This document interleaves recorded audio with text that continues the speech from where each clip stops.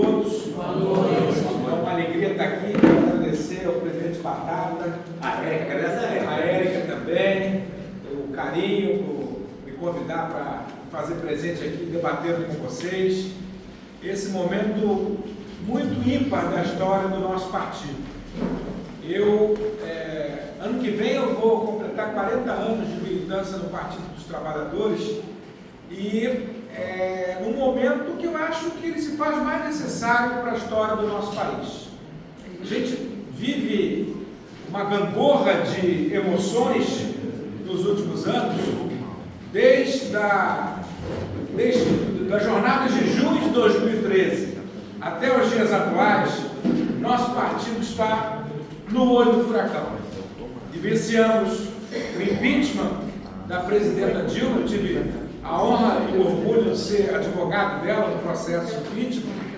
Tivemos a prisão do presidente Lula por 580 dias e uma reviravolta mágica na história desse país, que foi a volta de Lula, a sua eleição, a tentativa de golpe de Estado e agora a prisão dos golpistas. E nesse quadro muito grave do ponto de vista da nossa democracia, sofremos o maior ataque de uma potência estrangeira ao nosso país por provocação interna, por estímulo da extrema-direita, do deputado Eduardo Bolsonaro e seus assédios. Nesse contexto, a popularidade do Lula aumentou de uma forma que nós acreditávamos que isso fosse acontecer, porque o governo trabalha desde o primeiro dia, os índices econômicos são todos positivos, mas fato é que as pesquisas não estavam respondendo. E muito em função dos erros que a extrema-direita cometeu, mas mais do que isso, de uma nova postura que o nosso governo e o nosso partido adotaram, e com a ida do povo para as ruas, no dia 21 de setembro, a correlação de forças mudou. Hoje, ninguém duvida que o Lula é o candidato favorito à presidência da República. E do outro lado, nós temos uma direita fragmentada, uma direita em crise, que ainda não encontrou o desafiante. Mas isso não significa que essa eleição vai ser fácil. Vai ser tão difícil quanto a anterior. Talvez seja possível colocar uma vantagem um pouco maior para a gente respirar um pouco mais tranquilo, mas não vai ser fácil. Vai ter fake news, vai ter a junção do grande capital com a grande mídia, como houve em eleições anteriores, fake news, big techs e um quadro de grande dificuldade.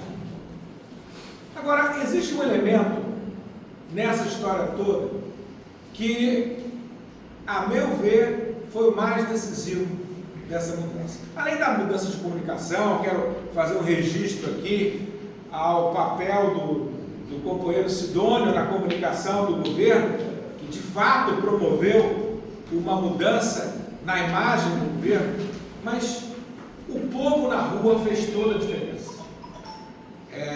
E o povo na rua, a partir de pautas contrárias àquelas hegemônicas do Congresso Nacional. Eu lembro que a gente não leva a gente para a rua nesse número há muito tempo. Aqui no estado do Rio de Janeiro, foi preciso Paula Lavínia articular os grandes nomes da MPB para a gente conseguir botar tanta gente quanto na Paulista. Preciso lembrar que o Rio de Janeiro tem uma população menor que São Paulo, né? Quer dizer, então é um feito mais representativo. Mas as consequências desse ato para o que ocorreu depois são fantásticas. E não foram poucas. A começar, a aprovação da isenção do imposto de renda. Eu sou professor de direito tributário e passei a minha vida inteira defendendo algo que eu achava que nunca ia acontecer nos meus dias e aconteceu na semana passada. É a primeira lei que tira dinheiro do bolso do rico e coloca dinheiro no bolso dos mais pobres. Não foi fácil fazer isso. E foi feito por unanimidade. E todo mundo sabe que a maior parte dos parlamentares votou contra a sua vontade. Não é verdade? O Centrão, o PL, votaram contra a sua vontade. Até porque faziam um discurso no microfone contrariamente à proposta para depois votar a favor. E nós ganhamos. A vitória do presidente Lula, maiúscula, mas principalmente vitória do povo trabalhador desse país. Isso nos anima em busca de outras pautas. A começar, já ainda essa semana, pela aprovação da MP 1303, que é a MP da tributação das bets, tributação dos grandes investidores e dos bancos, a tributação BBB. E mais ainda, o governo já assumiu como bandeira o fim da escala 6x1. E essa é uma questão de uma amplitude social talvez maior do que a isenção do imposto de renda. Todo mundo sabe que quem trabalha de CLT tem uma atuação que prioriza o trabalho de tal forma que não há qualquer espaço para a sua vida pessoal, para a sua vida familiar, para cuidar da saúde, para exercer atividades culturais e até para ter um bico que possa ajudar a complementar a sua renda. A importância dessa aprovação para o governo Lula antes das eleições de 2016 é fundamental. Mas as resistências serão, inclusive, maiores do que a aprovação do imposto de renda. É preciso que o povo continue nas ruas, ou que volte a fazer atos nas ruas para aprovar o fim da escala 6x1. E aí eu convido a vocês por uma reflexão para um futuro que está próximo, que é a chegada da inteligência artificial nos postos de trabalho. As pessoas vão perder emprego. E se nós falarmos de 20, 30 anos, nós teremos o fim da maioria dos empregos. Então nós temos que construir uma sociedade onde o valor do ser humano não seja traduzido pela venda da sua força de trabalho. Porque não vai ter emprego para todo mundo. E o nosso valor não pode ser determinado pela venda da nossa força de trabalho. Toda uma sociedade vai ter que se reconstruir a partir dessa nova perspectiva. E, nesse contexto, já reduzir a jornada dos trabalhadores é fundamental. Mas é fundamental apostar naquilo que o PT aposta desde 2003, quando assumiu a presidência da República, que é no Estado social. No Estado que muda a vida das pessoas. No Estado que tributa os ricos para dar aos pobres. E percebam que nos 2 primeiros mandatos, ou nos 4 primeiros mandatos, se considerados da Dilma, o PT apostou no combate à desigualdade pelo campo do gasto público. Não é verdade? Não tivemos grandes alterações nas leis tributárias. O governo criou Bolsa Família, criou Minha Casa Minha Vida, criou uma série de programas sociais, mas não mexeu com o andar de cima. Veio o golpe, logo depois o teto de gastos, que o Lula, de volta à presidência da República, conseguiu substituir pelo novo arcabouço fiscal, mas é uma situação diferente dos nossos governos anteriores. Primeiro, que somos um governo de minoria. Não se iludam com a aprovação unânime do imposto de renda. Somos um governo de minoria. Segundo, que hoje existem leis que impedem a expansão do gasto público. Não é à toa que a Dilma foi derrubada por conta da questão fiscal, da pedalada fiscal, com a grande farsa. Esse é outro assunto que a gente conversa todo dia. Então, não há espaço para o governo Lula gastar como gastou Lula 1, Lula 2, Dilma 1 e Dilma 2. Mesmo assim, o PT segue avançando. E vejam que é paradoxal que, justamente, quando não é possível fazer a justiça fiscal pelo gasto, o Lula não tem outro caminho. Vai incomodar os ricos. Tá? Pela primeira vez, o PT incomoda o andar de cima. E eu tenho amigos na advocacia que estão absolutamente revoltados. Essa turma não quer pagar nem 10%. A gente paga 27,5% da fonte. Essa turma que ganha lucros e dividendos não quer pagar 10%.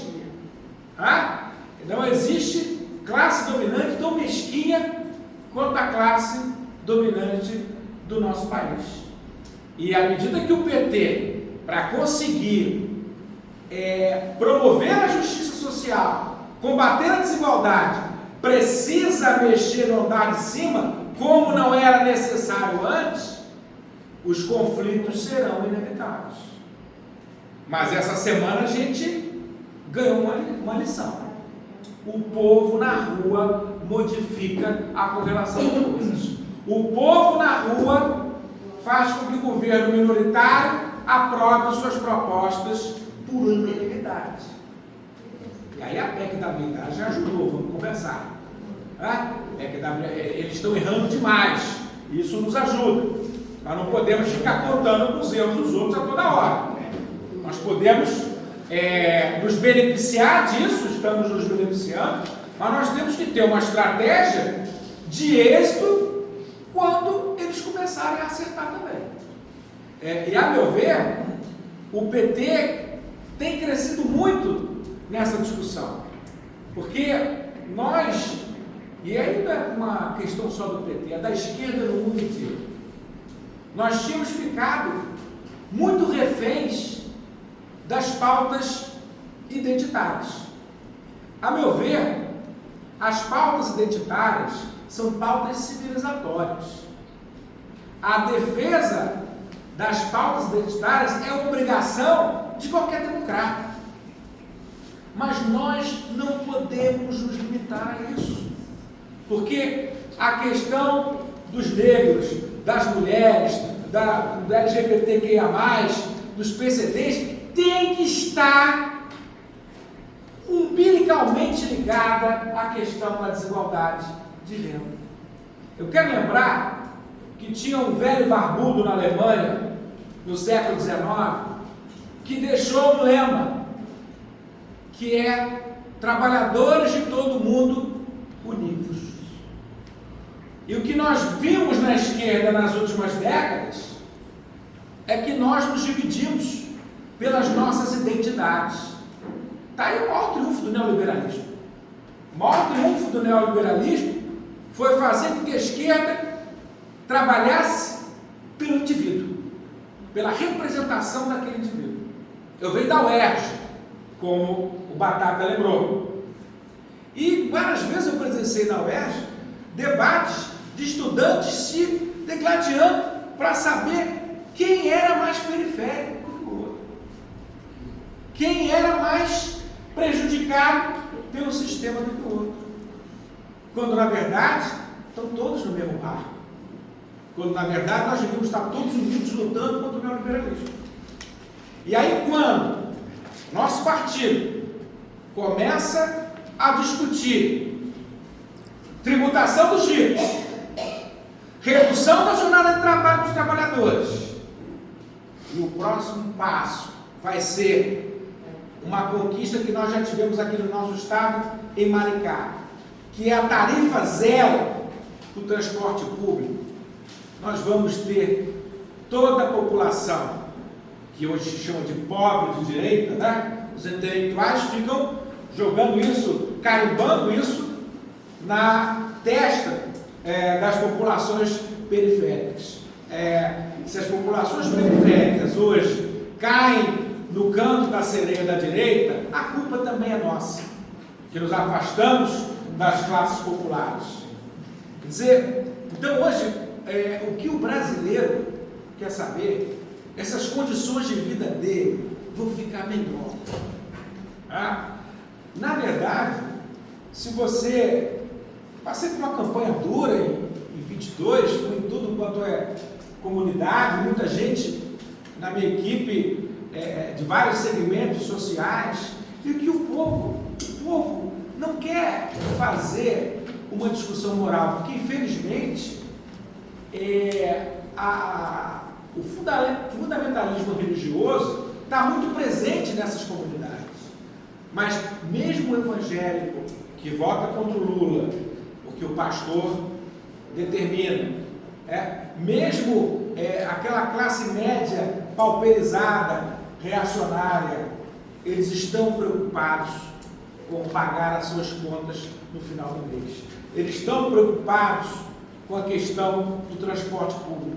Eles estão preocupados com a deterioração da saúde. E o PT agora está abraçando essas bandeiras novamente. Gente, o Lula, ele atirou em cheio na classe C bolsonarista com a isenção do imposto de renda. Isso foi de uma genialidade. Vamos fazer também um crédito para o ministro Haddad e sua equipe, que fizeram uma proposta muito bem articulada, muito bem elaborada.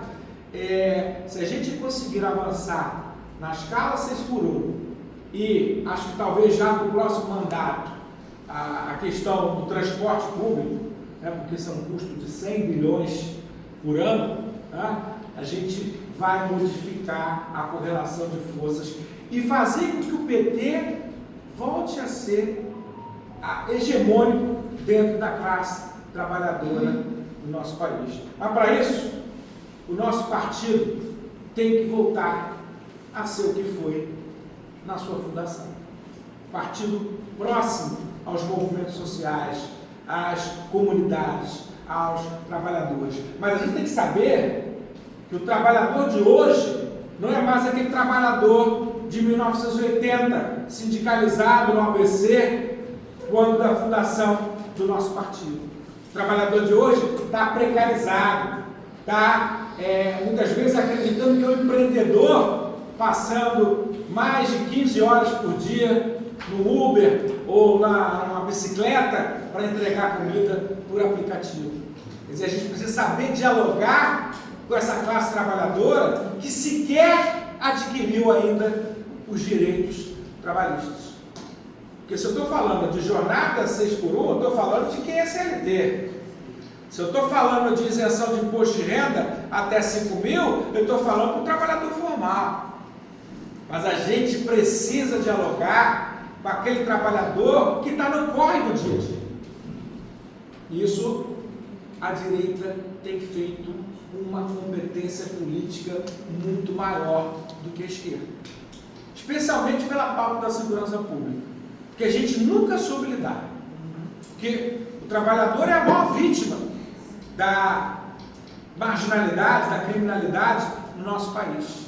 Mas até nisso, o atual governo Lula tem se diferenciado do que antes era feito.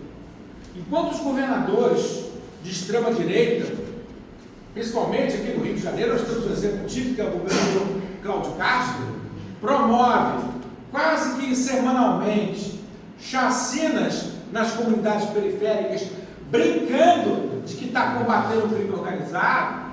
O crime organizado está na Faria Lima. E a Polícia Federal, o Ministério da Justiça, deram uma lição maiúscula de um combate rigoroso ao crime organizado sem dar um tiro. Porque não adianta ficar em comunidade trocando tiro com bandido. Não vai adiantar nada, que vai matar esse bandido, amanhã vai ter outro, e outro, vai ficar enxugando gelo o resto da vida. Além de prejudicar a vida de milhões de trabalhadores que não tem nada a ver com essa bandidagem. É preciso atacar a raiz do problema. É preciso cortar os financiamentos do crime organizado. E a gente viu que isso está na Faria Lima. Agora, o problema de atacar o crime organizado no seu centro nervoso é que nós vamos contrariar muitos interesses poderosos, inclusive no Congresso Nacional. Tá? Vimos a ligação de políticos de partidos importantes, partidos da direita, envolvidos com o primeiro comando da capital. Quer dizer, essa não é uma questão fácil também de enfrentar. Mas se é para atender a demanda da população, se é para falar de segurança pública com seriedade, vamos falar as coisas pelo nome que elas têm. Os criminosos estão no asfalto. Os criminosos estão em prédios bem luxuosos nos bairros ricos das grandes cidades. São esses que movimentam milhões e milhões informalmente com recursos da criminalidade.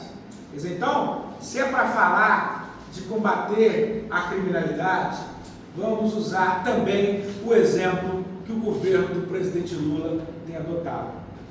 Muitos companheiros dizem que nosso governo atual não é tão bom quanto os primeiros.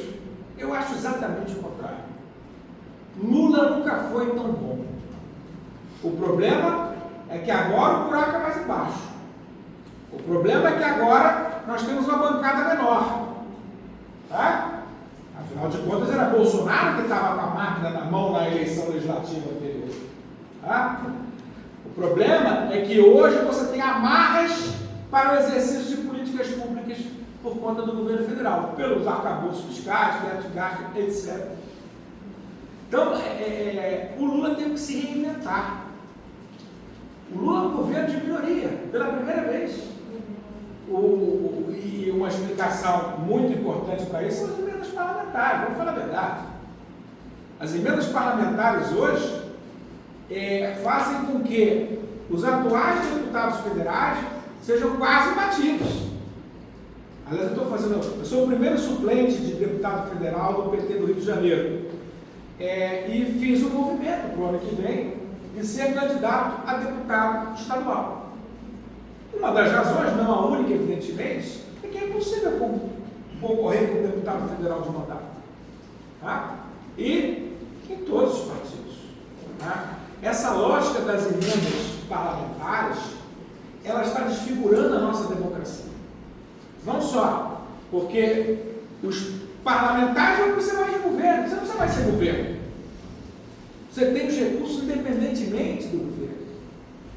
Então claro que tem sempre um tutuca, um sabino se segurando no ministério ali mesmo, no centrão, mandando sair, eles estão agarrados ali.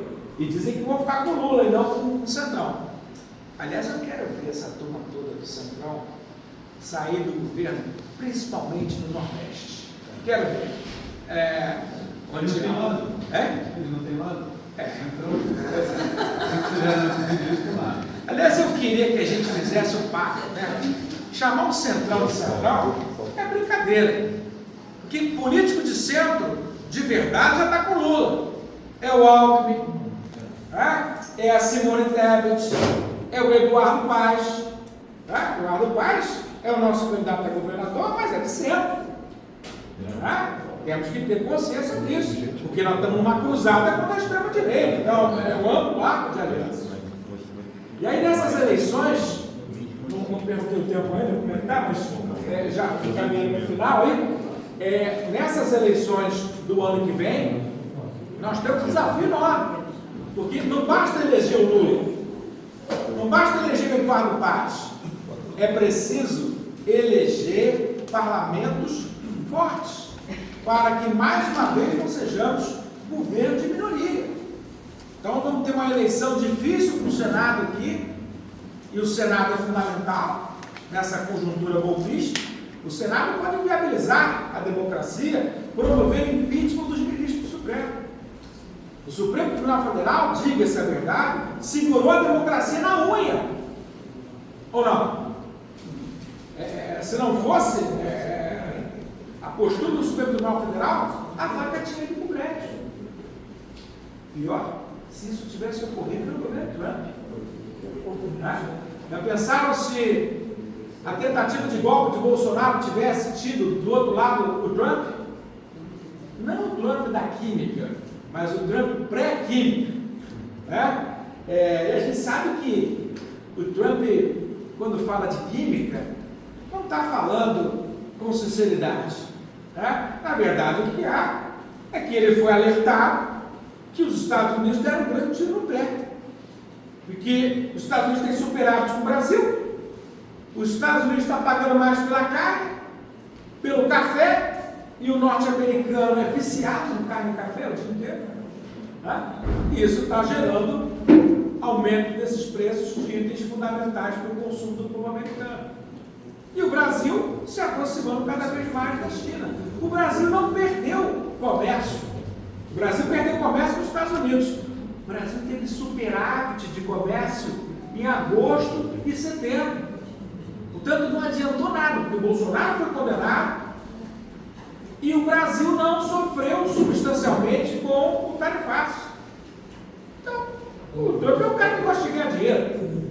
Jogou o Bolsonaro ao mar e agora vai voltar à normalidade das relações comerciais entre o Brasil e os Estados Unidos. A grande vitória do presidente Lula passou aí 2 meses enchendo o saco dele. Tem que ligar para o Trump, tem que fazer isso. Ninguém tem tanta experiência de lidar com os chefes de Estado estrangeiros do Brasil que o Lula. E fez na hora certa e vai colher os melhores resultados. Então, eu estou muito entusiasmado com o momento do presidente Lula, mas não acho que vai ser fácil. Nosso partido vai ter que ir às ruas, vai ter que se aproximar dos movimentos sociais, das populações periféricas, porque a burguesia vai se juntar de novo contra Luiz Inácio Lula da Silva. Mas a gente vai lutar e ele vai ganhar pela 4ª vez. Muito obrigado.